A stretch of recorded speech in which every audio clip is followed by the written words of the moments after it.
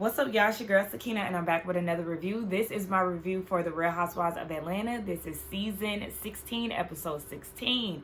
Be sure to check us out tonight for the Whether You Like It or Not panel hosted by Give You the Real Tea. It'll be tonight at 8:30 Eastern Standard Time. Make sure y'all set your reminders, check the community tab, and all those good things. Make sure when y'all come in to view this review, make sure that y'all like the video and also comment below, okay? And yes, let's get these interactions up and all those great things. Now, y'all, my hair, the more I'm looking at it, the more I like it. My mom braided my hair yesterday, and I just took it out before we got into this video. And I am really starting to like it a lot more the more that I'm wearing it. You know, it's nice and flowy and all those good things. Thank you, Mama. But anyway, let's go ahead and get into this episode. It opens up with Shamia. The ladies are back in Atlanta now. So Shamia is at the doctor's office with her kids. Now, production, they shady asses wanted to ask why Shia is always so greasy. Baby, I already know back in the day we used to be greased up, oil down, okay, Vaseline on the face and everything else. And Shamia's like, that's how I was raised, so she's passing that down to her daughter. And she was like, I mean, y'all can laugh all y'all want, but I can walk around with no foundation, okay? Skin still flawless, all right? Listen, it's funny to watch, but we used to be the greased up kids back in the day. So, hey, it is what it is. So, they're there because they wanted to do an appointment to check on Shiloh. Everything has been fine since Grenada. However, she's starting to wheeze now. And Shamia says that she had strep throat coming from Grenada. And I'm like, so if you got strep throat and you're on antibiotics, why you got this baby nestled up in your arms and you don't have a mask on? If the baby's immune system is so, tender, you don't want to compromise it, why are you not walking around with a mask on? I don't get it. I don't get it. But they ran some tests. The results came back clear. The baby is okay. And Shamia is saying the first year of Shiloh's life was just so strenuous. They were at the doctor's 3 times a week, and it's just emotional. What did she call it? Emotionally draining. Yeah, that's what she said. But even still, after all of the emotional draining things, she still wants to give her good husband what he wants, and that's a son. So then she feels a sin that she actually went through the process with the surrogate that we seen earlier on in the season, but the egg didn't take, and so now her and Gerald have decided to put a pause on it and figure out what their next move is. The next move would just be to leave it the hell alone. I mean, if you got the money to keep going, I guess. But girl, you keep saying that you're so drained, you're so emotional. We seen you boo-hoo crying in Grenada because, of your daughter's situation. Girl, give it a rest. But in the name of, your good husband, you want to give him his son. Okay, but it's good to know that they at least put it on pause for now. But then again, I feel like that was like a big part of their storyline. And to see it basically be wrapped up in a confessional, it squeezed me. Like, I don't know. Obviously, we're at the end of the season at this point. They've already filmed the reunion. But that was just wrapped up a little too quick. I thought we were going to see them at the doctor's office with, what's her name? The surrogate and all of that. We didn't get to see any of that. I don't like that. You get into Phaedra, and I'm like, it's the end of the season at this point. But we finally see her at the house, and she's with the boys, Dylan and Aiden. Baby, they have grown up. And I always thought that Aiden looked like Apollo, and Dylan looked like Phaedra. But then Dylan then grew up, and now he look and sound like Apollo, especially with his haircut. And did y'all see that Apollo has an older son who looks just like him? I seen it on Twitter or something, or Instagram. I think it was Instagram like a week or so ago. But yes, the boys are growing up, and we see that Dylan is sewing. He's working on some pants, And Phaedra gives us a backstory with that. She said that when he was younger, he wanted some bell-bottom pants, but they didn't make them in his size. And so she gifted him with a sewing machine, and the rest is history. So now at this point, he's working on a fashion line. Look like it's like a pant line. And she said that Aiden is more of the politician. He has a way with words, and we see him saying that he's going to be Dylan's financial advisor for his line and all this stuff. And so I commend it. One thing about Phaedra, she always had her son's best interest at heart, and it looks like she's doing an amazing job. She said her and Apollo, now that the boys are older, they're co-parenting well together. And she said as far as her, like, career-wise, I guess she's not a lawyer anymore because she did not mention that. She said that she's still a mortician and she's a Reiki healer. Girl, ain't nobody trying to hear all that. Okay. So we know she has this showroom that we have yet to see. Apparently she's having an event for it. It's going to be a black glove event. I don't really know what she's going to be doing in there, but she going to have some of Dylan's clothes in there. And I guess we'll see what else is going on. Kelli is getting ready to go to her final court date for the divorce proceedings. And we see her and her team go down to the courthouse, and they were there for 4 hours. She described it as a shit show because she's still not divorced. She said they went over time, and it has to be a continuation. She has to be cross-examined again. It's been 3 years. It's been a whole lot. And so Shamia goes to her house, and, you know, she's showing her support and all those things. And Kelli is just saying it's just too much. It's entirely too much. Angela ends up calling, and she tells Shamia and Angela that the husband actually went to jail for unpaid child support. And Shamia was like, well, damn, he went the first time. She was like, yeah, he went the first time, and he only paid the payment for child support to get out of jail. But ever since then, he clearly wasn't paying. Child, keep his ass in there. Like, it just seemed like this is just too much. It's too drawn out. And so they're very appreciative of Angela for calling and checking on Kelli. And Shamia's like, okay, well, what about Brit? Have you heard from Brit? Nothing from Brit. She hasn't spoken to Brit since Grenada, and she's very disappointed because she feels like she's been there for Brit throughout this whole process, especially with the stuff that she went through with Kenya, and she didn't get a phone call, a text, a flower, or nothing, and everybody knew that, you know, this was going to be a rough day for her. Well, I understand that. I do understand where Kelli is coming from. However, you have to understand how you were acting towards her in Grenada. You did set the tone for the distance. You definitely did. Now, had me and my friends still been, you know, a little beat down, there would have been some tension. I still would have at least called or text something. But, like I said, you set the tone for this. You came off with the weird behavior. So, can't be too mad because she decided to take a step back. You tried to embarrass her. Like, Shamia embarrassed her down the table. You piggybacked off of Shamia. Like, you embarrassed that girl. So if you have an issue, you have to look and understand that you were the one who initiated this. All right, so we see Kelli is having a Cooking with Kelli event down at Williams-Sonoma, which I absolutely love. I don't know if there's multiple in Georgia, but I know there's one specifically in Ponce. I wonder if that's where she was hosting the event. But she invited Drew, Phaedra, and Angela because she said that they had a good time in Grenada, and so she wants to connect with them on a deeper level. So I think that was good, you know, for her to venture out and finally, you know, film with some ladies that we don't really see too often. But we see a flashback with Kelli at Angela's house, and she's talking to Charles about cooking, and they were talking about doing a cook-off. So that's what they were actually doing at the event. Kelli said that she has a partnership with Williams-Sonoma. She's been hosting events there since like 2019. One thing I cannot take away from Kelli is the fact that she is connected. Okay, we've seen her with Balenciaga. Was it Balenciaga? Balmain. With Balmain, and now we're seeing her with Williams-Sonoma. So I think that that's really dope. I don't know if she is an actual chef, because I know when they were in Grenada, she said that she was, but it's like, are you really? I know you know, got a waffle mix. I don't know.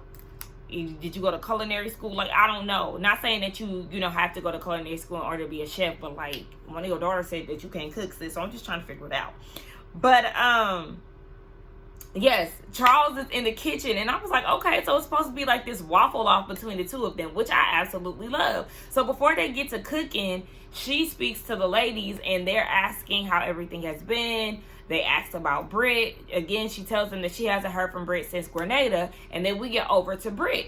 And Brit actually took Phaedra's advice, and she invited Cynthia and Portia over to her house. I said, okay, girl, you done got Phaedra in your house. Where Mike at? I said, not Phaedra, Portia in your house. Where Mike at?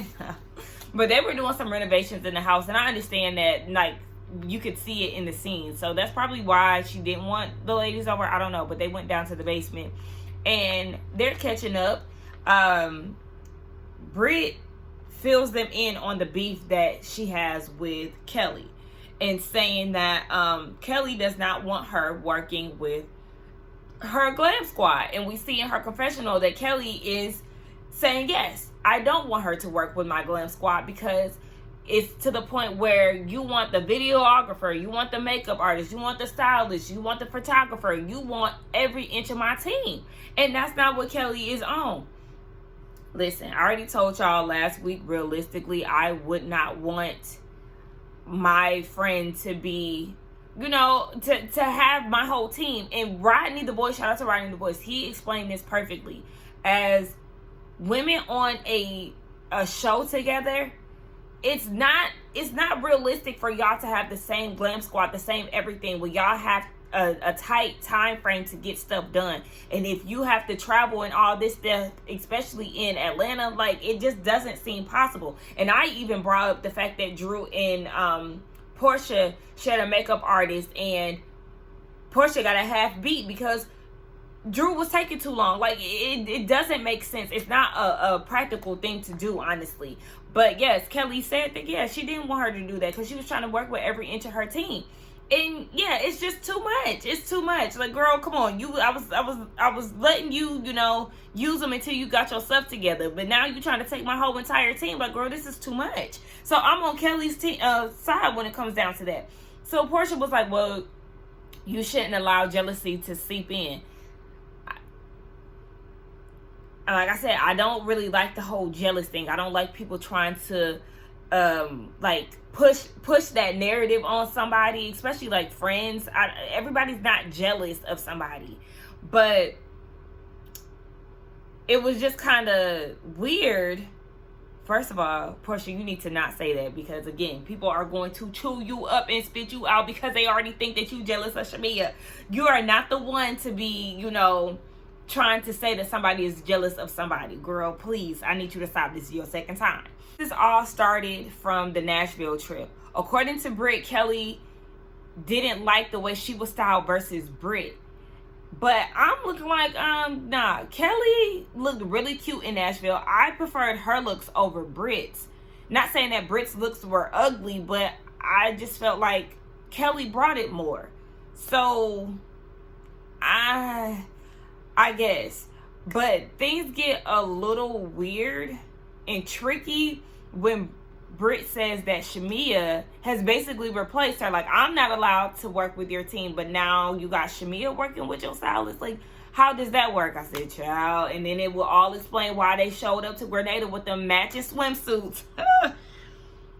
What?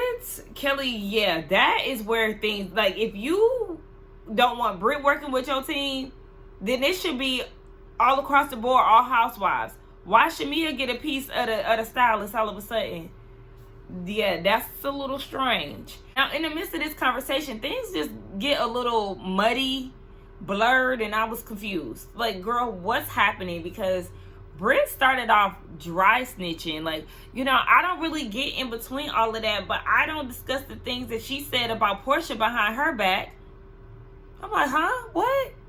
So then she goes further, and it's saying that I'm assuming Shamia has been showing Brit text messages between her and Portia.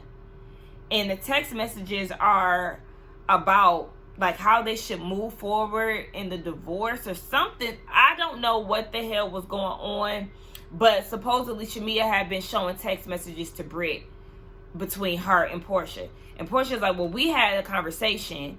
We had already squashed that, but I guess we haven't if she's still talking shit about me. But I want to know how we got from Kelli to Shamia. And they never really gave any names. I'm just going off of context clues. Because it really went from Kelli being the topic to her saying a whole bunch of, well, she did this and she did that. And I'm like, who the hell is she? Is she Shamia? Because that's what it sounds like. I had to call Scotty. I literally, before I got on screen just now, I was like, Scotty, what the hell, who? And he was confused too. He feels like it is Shamia. But he said that Shamia went online last night and said that that wasn't true. But then Brit is like, well, is that something a best friend would do? It sounds like Shamia. I'm just confused. And I feel like production did a bad job with like narrating this scene. Somebody should have like dropped a confessional and said Shamia's name or Kelli's name so we can clarify. But it sounds like it's Shamia. Y'all let me know what y'all think. Was y'all confused too? So they had their little waffle off, right? They deem it as a tie. They said that both waffles were good. And as she's eating her waffle, this man comes up to Angela and is like, hey, can I talk to you for a minute? And she was like, I'm sorry, do I know you? No, you don't know me. I own a restaurant. Your husband has been there a few times. I just wanted to tell you some things that you might not know. And Angela just looking like, honey, I don't, like, she really was not trying to go off to the side with him.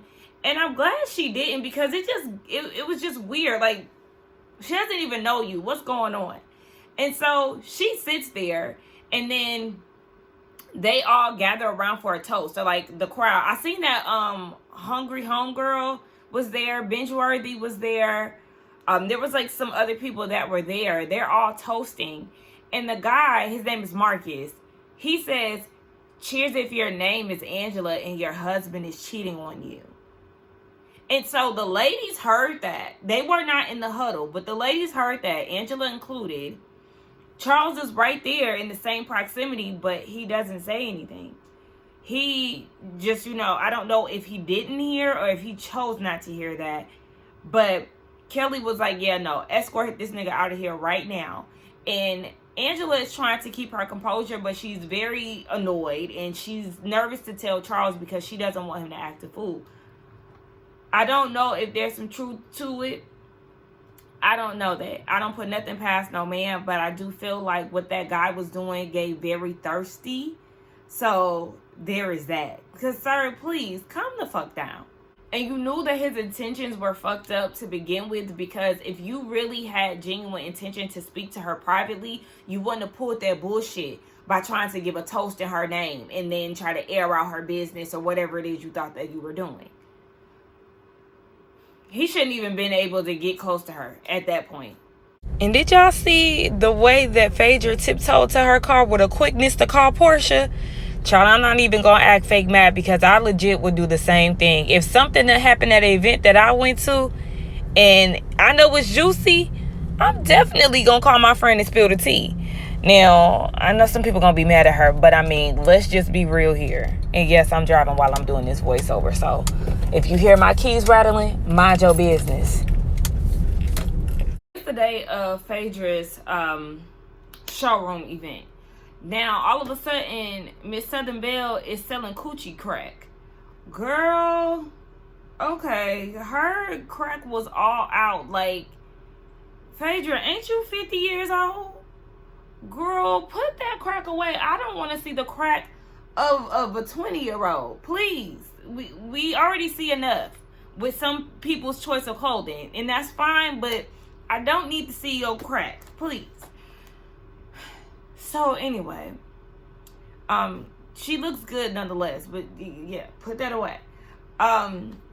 She gets a call from Portia. Portia won't be in attendance because her cousin Lundy had passed away. And, very devastating news. We seen it when it happened in the blogs and stuff. So RIP to Lundy. So she won't be there. But the ladies get there and they talk about security. They feel like Angela might need security because the guy Marcus that approached her at Kelly's event, and Kelly didn't even know that the man had went up to Angela to speak to her. Angela's like, yes, he came to me first. So as they're talking about that, Brit comes in and she greets everybody. She does not hug Kelly, but she says, hey, Kelly. Kelly ignores her. And while she's ignoring her in her confessional, Kelly is like, I've came over, got IV drips for you and you and Mike. When the whole Kenya situation came, I gifted you flowers, like all of this stuff. And you couldn't even come over, give me anything, check on the kids, nothing. All over glam. Kelly, you're choosing to take this thing further than what it needs to be, because you could have easily acknowledged Brit. Brit looked really good. You could have easily acknowledged her, said, hey, even hit her with a, we need to talk. And then you could have shared, I just feel like I've been there for you, blah, blah, blah. Because, and you don't have to keep saying what you've done for her, because then that's when people are going to start to wonder, was it genuine, or were you doing this to get something out of it? It does give a bit of manipulation. So I need you to stop saying all the things that you've done for her. You know what you've done for her.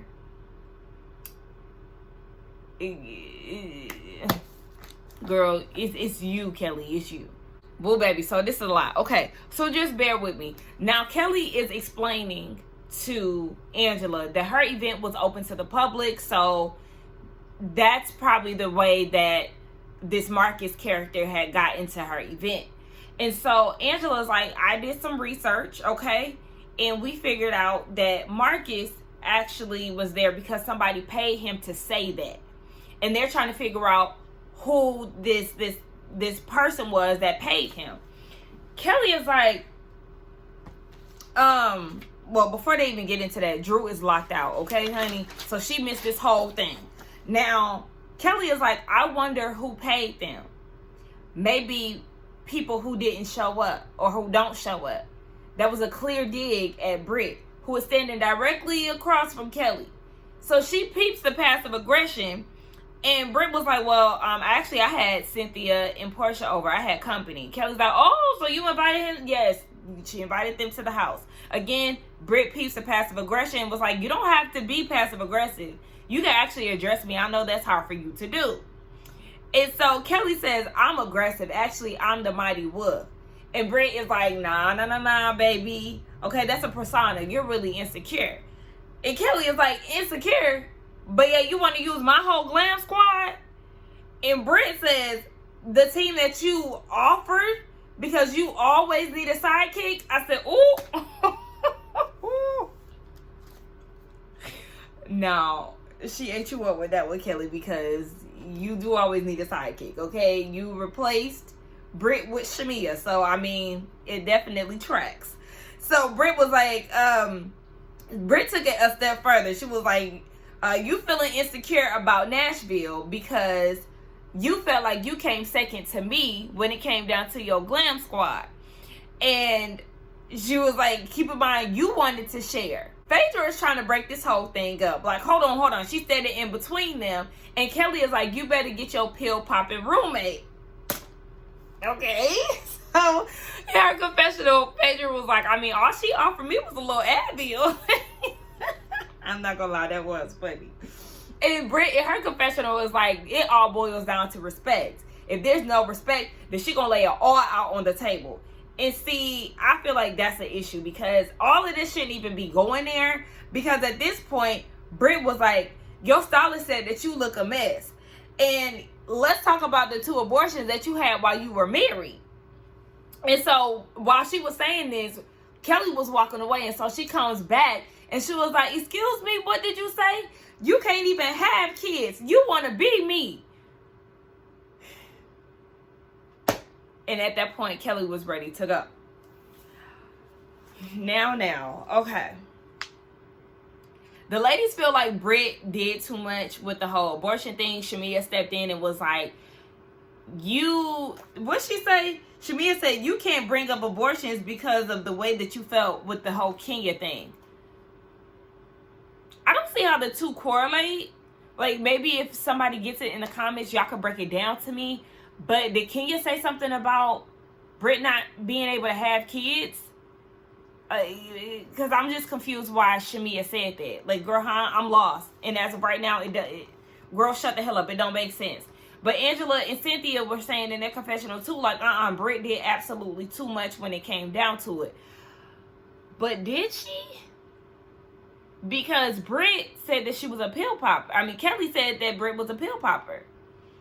So then, in that case, that was Brit's comeback.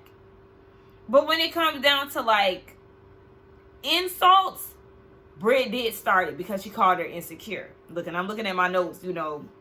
Brit did start that because she called her insecure.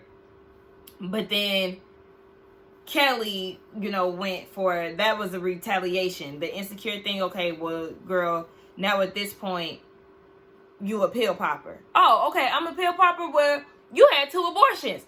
Like, okay. I mean, I personally, okay, if you had to do what you had to do, baby, you had to do what you had to do, Kelly. Especially with that man, child. I wouldn't have no more kids by him either. Or was you cheating? Girl, I don't know. But either way, I feel like they was definitely going at it, okay? They was tussling. Brit got Kelly together. But, like, I don't know who y'all feel like is in the wrong. Y'all let me know. But I also want to make mention that this does not make Brit look good. And I say that because look at the way that she was acting in the previous scene when Portia and Cynthia came to her house. She put herself into the Portia and Shamia issue by randomly divulging information that didn't even go with what they were speaking of. Like, I understand that she was upset with Shamia because of the donation thing in Grenada, but that was an issue between you and her. But to insert yourself into Portia and Shamia's drama unwarranted, like, you don't have a dog in that fight. Now, we've seen Drew, Angela, and Kelly, you know, poking pride in the friendship between Shamia and Portia, but we didn't see that from Brit. Or at least I don't recall her, you know, asking questions or trying to get into their business or their dynamic. But she just randomly gave that information to Portia, and to me, it just did not fit. And so here we are again where you are, what Rodney say, it's Mad Day, and now you want to go out there and talk about her abortions. Like, I don't know, like Kelly's abortions. I really didn't understand that. That doesn't paint you in the best light. So everybody is trying to calm the situation down. Kelly goes into another room. Phaedra follows her and try to calm her down, saying, I'm a Reiki healer. I cracked up when Kelly was like, it ain't enough Reiki in here. I had to rewind that back. I don't know why that was so funny. But yes, Phaedra is calming her down. And at this point, they about to get the party started, or the runway show started. Child, I was so confused by what was going on here. But obviously, there was a runway fashion show for the furs, I guess, for the upcoming fall, winter seasons. Okay, that makes more sense. But before the show starts, Drew is still outside. They're not letting her in, and Angela lets Phaedra know Drew is outside. Phaedra is just like, she don't give a damn. And again, I just don't understand, because she could have let Drew in way before all of this, or had someone let her in before all of this. It just seems like, again, Phaedra is trying to make some issue with Drew when there isn't one. But okay, so Drew missed the whole fashion show, the whole argument between Brit and Kelly. Like, girl, what's going on? But after the show, her sons come out, Aiden and Dylan, to showcase their pants. Really cute moment. And Drew finally gets let in. Shamia pulls Brit to the side and was like, you know, Kelly is going through this divorce thing. Like, why you just didn't reach out to her, you know, send her some support or something? And Brit is like, I can't be fake, okay? We got this whole Glam Squad issue here. And then I done heard that Phaedra heard from the streets that she was saying it. Like, you supposed to be my girl, but you know, saying all of this stuff, and I'm hearing it from, you know, every which way, and it's brought to the light now. yeah, I can't rock with that. I can't be with nobody who hating on me. And, you know, that's how she feels. So that just is what it is. And I mean, I understand where Brit is coming from. Like, damn, if I'm hearing from different people that you talking shit about me and you could have said this to me, yeah, I'm going to feel some type of way about it. And I'm not going to want to reach out to you. So I understand where she's coming from. But like I said, I still would have sent something and then we would have had the conversation. But, you know, it is what it is. So all the ladies come together. Phaedra was like, the reason why Portia is not here is because her cousin passed away. And so, you know, it brought down the mood a little bit. Shamia starts crying. Phaedra starts crying. And she was like, you know, we might bicker and all of that, but we're a sisterhood. Listen, y'all keep saying this sisterhood shit. Y'all is not a sisterhood, okay? Y'all ain't. Y'all just a group of women who get together to film a show. And certain relationships, you know, were already established and formed over time. But some of y'all just ain't friends. Y'all just co-workers, okay? But anyway, that was the end of the episode. The finale is next week. I haven't looked at the preview yet. There was something I wanted to say. That's what I wanted to say. So I just want to highlight how the newbies have truly been bringing it, because it's been all about them this episode.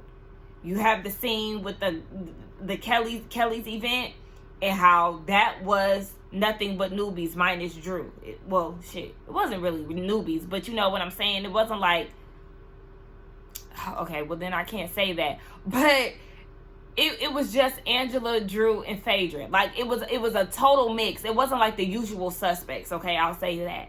And then you got this scene where Portia wasn't even there, and Portia's like, you know, the main peach holder. It's supposed to be like the anchor of the show, if you will.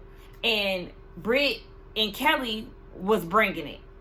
So I just feel like I just wanted to shed light on the newbies really doing their thing this season. I know that a lot of people don't agree with that and feel like this season is blah. But for me, I really enjoyed this season. And I feel like the new cast members really are shining. So I don't want them to do too much when it comes down to looking for Brit's replacement and all of that. Like, just one replacement is fine, but I really feel like this should be a core cast. Like, leave the cast as it is. This is the core cast right here. The same foundation that they have from season 5 to season 9? Was that season 9? Or season 8?